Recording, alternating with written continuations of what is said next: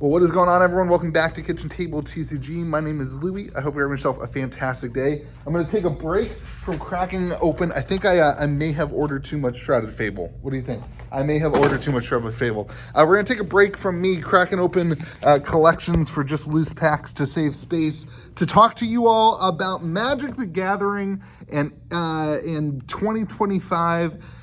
And what is happening in the state of Magic the Gathering. I want to just have an open dialogue. I'm gonna title this video as Magic Fails in 2025 because negative videos always get clicks. But to be honest, 2025 Magic the Gathering looks like it's going to be really, really good. And I want to talk about what Magic did in 2024 that I am excited about as a store owner that I feel like has worked really, really well for Magic the Gathering. And then why I think 2025 has the potential to be even better than 2024. And I'm going to go ahead and say it. 2024 Magic the Gathering has been one of the best years for Magic the Gathering in the last 10 years. This year has been fantastic. Last year was pretty good. This year has been fantastic. Post Magic the Gathering 30, post the 30-year anniversary, Magic seems to have pivoted. I'm not going to say that they listened to the community. I don't think they actually do that. But they've certainly gotten lucky and done things really well post Magic 30. We have creative design, the number one thing I would say. We have a creative design both in cards. It's fun to play. But the feeling and the flavor of the sets, not you murders at Carlisle Manor, feeling and flavor of the sets has also been a home run. People have really, really enjoyed the sets this year. Bloomborough is one of the things that I think comes to mind. Lost Caverns of Ixalan, I think, was technically last year. That comes to mind. Even Outlaws at Thunder Junction has been really good. The creative design, both in cards and flavor, has gone a long way. We're going to look into that in 2025. And then they've reduced the print runs, which have helped stores as well. These are things that they've done since Magic 30 that I think have been the right direction. It used to be that sets would come out and the collector boxes would completely tank because distro could not possibly sell all the print that they were getting. But man, they have reduced the print runs, which has helped stores significantly. It has given confidence back into buying product and holding product. I am more confident right now sitting on Magic the Gathering than I am on Pokemon, which is wild because last year it was the exact opposite. The entirety of the Sword and Shield era, it was the exact opposite. I wanted more Pokemon and I didn't want to touch Magic at all. And the last thing post Magic 30, Universes Beyond has been working. And before you hit the downvote, I hate Universes Beyond. I don't like it. As a Magic fan, I don't like it. I wish they focused on their own lore and their own stuff. But as a retailer, I can tell you that Universes Beyond has been a massive, massive, massive success. And it is, I hate to say it, but it is working really, really well. And it's bringing new people into the game and it's growing Magic the Gathering. 100%. It is really good. So looking into 2025, when I saw the screenshot that's been going around about the sets that are coming up in 2025, and we talked about it on the podcast this past Friday, 2025 looks like an incredible year. We are going back to 4 different places from Magic the Gathering's lore that excite people and people like. We're going back to Innistrad. Let me start there. I'm gonna start off with an actual negative. Innistrad Remastered. Is this not like Innistrad Midnight Hunt and Innistrad Crimson Vow? Is this like not gonna be that? Like, what are we gonna? We're already going back to Innistrad, really? Innistrad Remastered will be interesting. Innistrad is such a set that people love. It is a fan favorite. It is right down that alley of my age group demographic of people who got into Magic the Gathering and played. I remember Innistrad. I wasn't playing then, but I heard all about it. All the cards were being played all over the place when I started playing. Innistrad, the original set, was an absolute home run of a plane, and people are going to be excited. If Innistrad Remastered goes back to the roots of Innistrad and doesn't do the stuff that happened in the new stuff, it's going to be really, really good.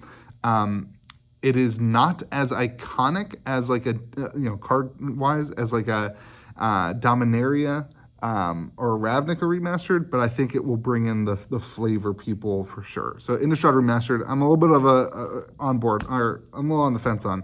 But we're going back to Tarkir, we're going back to Lorwyn, and we're doing Strixhaven again, which are 3 sets that are super, super awesome. 3 planes that get people all geared up. And those 3 sets are going to be, in my mind, each one of those is going to have its own group of people who get excited about. And so those 3 sets coming out give me a lot of confidence in 2025 that like people are just going to be excited about coming back to Magic the Gathering. People played in Tarkir, they played in Lorwyn, they played Strixhaven. These are sets that defined people's relationship with Magic the Gathering. And so if you have backed away from Magic the Gathering and now all of a sudden you see we're going back to Lorwyn, those are sets that are going to bring people back into the game and go back to the roots of Magic the Gathering, where it's not this kind of cowboys and furries and all this stuff. It goes back to the roots of Magic the Gathering, which bring people back into the game, which I think is a really big win. But 2025 is not without wild things that are going to bring people in from new stuff either. The set that I'm most excited about in 2025 is the Space Opera set. And they've got some concept art floating around on this one. The Space Opera set, I think, is going to be absolutely wild. I think people are going to be all about this. I think there's going to be, man, I speculated on the podcast. Can you imagine if they do like a Spaceballs like a Spaceballs The Secret Lair, like stuff like that. Like they could do things like that would just get people excited. Space Opera, I think, is going to be really good. The one I think is going to fail miserably that I will order less of right now is the Multi-Planner Race. It's like a Magic the Gathering meets like car racing. It's going to be, it seems awful. That one, I don't know that one. Space Opera is going to make up for it though, because Space Opera, like we can have all sorts of crossovers. Hopefully, the Star Wars TCG might not be going by then. I'm just joking. I know, comment section. I know, I'm just giving you a hard time. But Space Opera. All right, the last thing then is 2 massive IPs for 2025. 2 massive Lord of the Rings level, maybe not quite there, but probably Lord of the Rings level IPs in Universes Beyond that are going to have all the excitement for the entire year. Final Fantasy and Marvel. We don't know all the details about Final Fantasy and Marvel yet. We know that Marvel is set up to be tentpole sets for the next couple years. We don't know which one of these, Final Fantasy or Marvel, is going to be the flagship summer set that's like the big deal. But the IP base, the fan base, the excitement base for these 2 brands is absolutely huge. I know Marvel, I know the comment sections always say to me, Marvel's died down. Nobody cares about Marvel since they got bought by Disney and all this stuff and yada, yada, yada. But in reality, people who walk into a game store are going to go absolutely nuts about being able to buy a commander deck that is Iron Man or Spider-Man or any of the Marvel characters. I'm not a big Marvel fan. It's just not something that I really get into. But I know that every time that there's, even now, in the past more, but every time there's a new Marvel movie, people get all excited about it. And people want to go to it. And our Friday night is lower attended because the movie came out and people are going there.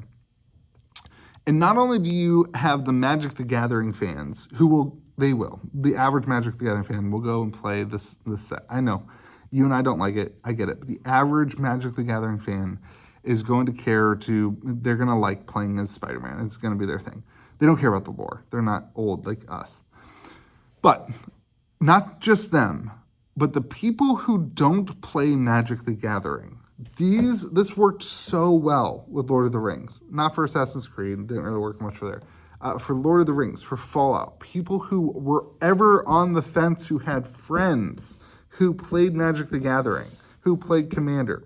When a Marvel set comes out, that friend who is on the fence about playing the game will jump over the fence when their character gets to be a Marvel character that they know. And we saw this with Lord of the Rings, and we're still seeing it. Look at the prices of Lord of the Rings right now. It's absolutely insane. It's absolutely massive how many people care about these IPs and these things that come into this game. And so I have no doubt in my mind that Final Fantasy or Marvel will be that level of excitement that we saw. Maybe not with like the One Ring thing where we had the whole $2 million card and there was that kind of hype. But from a level of excitement of asking the question, are these sets going to be wildly successful? They might not be the number one selling set of Magic the Gathering's history, but they will certainly be sets that will sell a metric ton, both online, both in-store, both singles, both commander decks, across the board for Magic the Gathering. I want to go back to the idea that 2025 could be the best year for Magic the Gathering releases. This is coming after 2024 has been phenomenally well. I mean, other than Karlov Manor, maybe Assassin's Creed is another kind of not success, but it's done fine. It's done okay. I think it could have been a lot better. I think it should have had commander decks.